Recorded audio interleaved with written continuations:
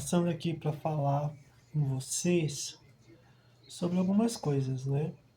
Nesse processo aí de depressão, de transtornos que eu venho passando e pelo tratamento de terapia que eu fiz, né? Ainda não estou assim 100%, mas acredito que uns 75% eu já estou voltando no meu eixo, né? Mas uma das coisas que eu aprendi na terapia foi acerca dos gatilhos, né? Porque alguns comportamentos que começou a acontecer comigo e também as reações que eu tive em algumas situações ou até a total falta de reação de algumas coisas, e tenho que voltar um pouquinho lá atrás, em todo um processo estrutural que aconteceu na minha vida, que eu sempre fui culpabilizado, acusado de coisas que eu não fiz, de que eu não falei.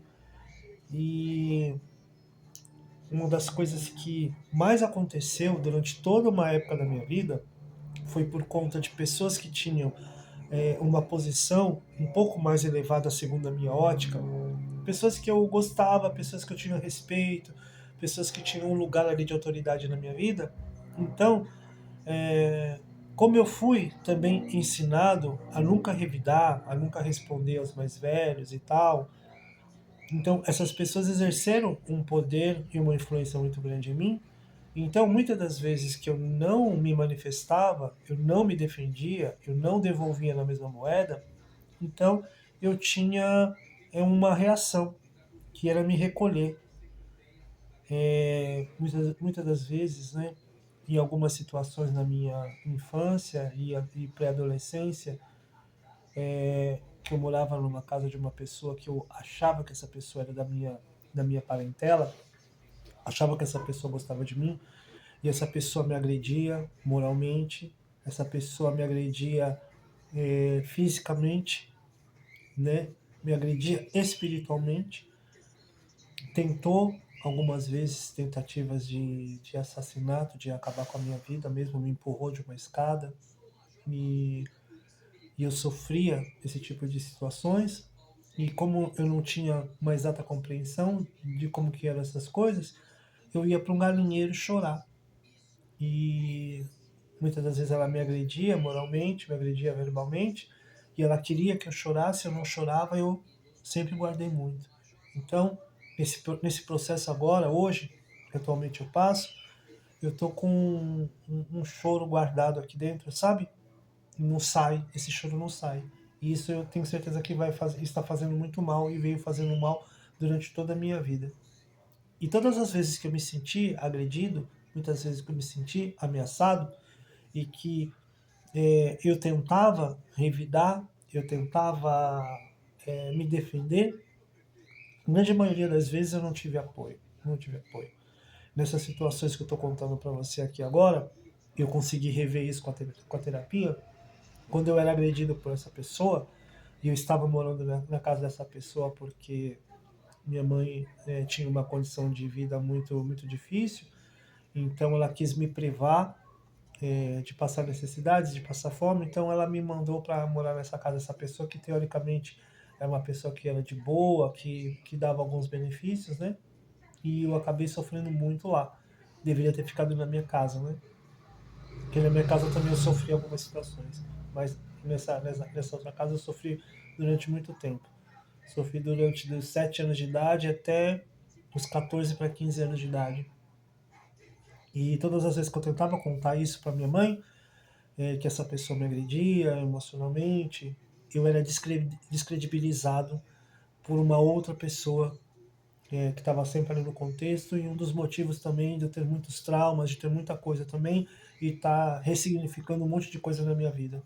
Então, eu ficava com aquela sensação de incredibilidade com a minha mãe, e justamente quando eu morava também com a minha mãe, essa mesma pessoa me acusava várias vezes, constantemente. Minha vida toda foi de acusações.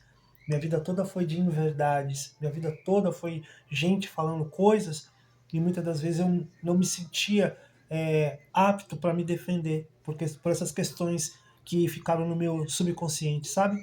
Quando eu fui para a igreja, em 1995, fui acusado muitas vezes de muitas coisas que eu não sou, que eu não fiz, que eu não falei, e por esse negócio que está aqui, que você não pode responder, que você não pode se defender, então eu me calei e o resultado foi tudo isso aí que eu tenho falado para vocês e que eu escrevi no livro.